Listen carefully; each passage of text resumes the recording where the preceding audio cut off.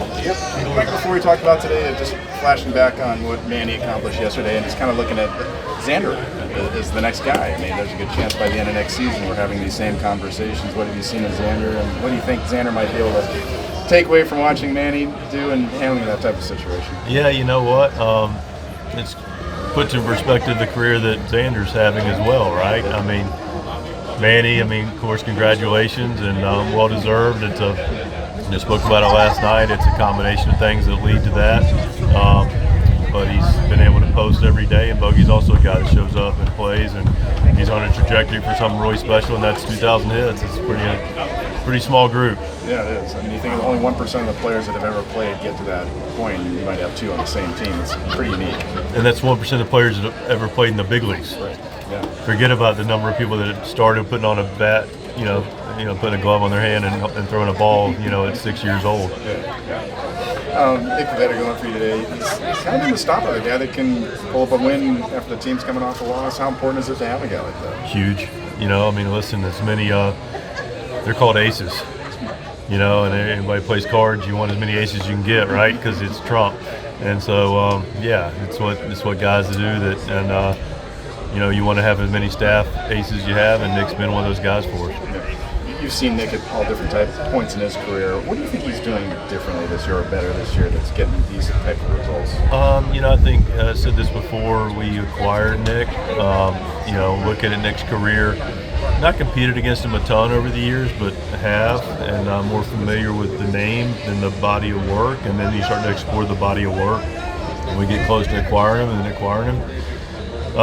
You start to look and you realize, in the history that you have with guys, this guy looks like he might be in a real sweet spot of where he's got the experience of actually physically pitching, and then the ability to kind of look back and see where and what he needs to do. And then when we had the interview with him, which was scheduled for, I don't recall exactly, maybe a half hour, 45 minutes, that went an hour and 15 or so, and it was like a blink of an eye with him and Ruben, myself, and AJ.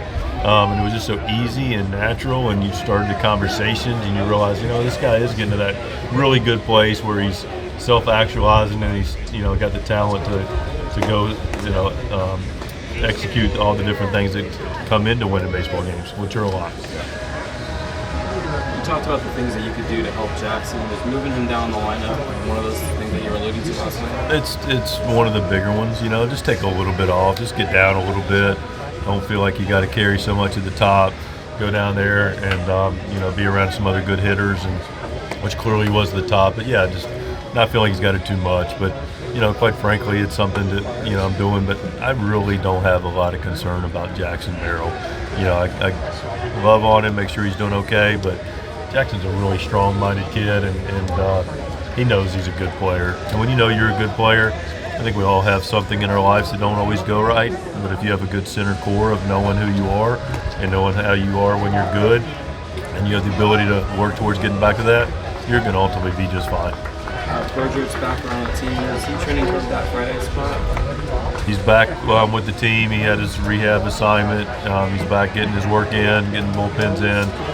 Now he's getting his PFP in, and he's available to us when we need him. Following up on the Jackson topic, Xander was talking about going through a similar thing early in his career, and how it got to a point where he felt like he was just listening to too many people, all well-meaning people, and he was able to narrow it down. He said Victor was the guy that actually he honed in on. So how valuable can that advice be for Jackson, and how fortunate to have a guy like Victor that you can turn to if needed?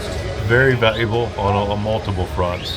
One, the value is going and experiencing that and finding out for yourself. Right, and then having somebody like Bogey that you can put your arm around. It's like, I've been there, done that. There's not many people that can walk in your shoes, so to speak. And then it's the ability to self-actualize and know that you have those people in your life that you can do that, and to remind you what it takes to be that. But there are, and I can't minimize how difficult it was for Bogey when he experienced that, but there's a little more social media, and there's more people that have ideas, and more things that can leak into these guys' worlds, and so the noise gets louder, and so when the noise gets louder and things get more complicated, the quieter and simpler you need to make it, and one or two voices are ultimately what it's like, and then ultimately it's about Jackson's voice. Do you know how Darvish recovered from yesterday, and could you guys look to use an extra off day for him next turn through, just knowing that he's coming back from the injury that he had? It's on the table. I'm not saying it's something we're going to do. It's going to be something that we're going to explore based on how he does, but it is impactful of other things, clearly. So, we'll talk to him today, see how he recovers, and we'll go from there. Did Michael throw today? Excuse me? Did Michael King throw today? He did. And how did he come out? I don't know yet. He was literally going out, and I had a little quick meeting, and then I got out here, so I'm not sure. Yeah, but he was throwing today, and I believe off the mound, which is super encouraging. Thanks, Mike. Not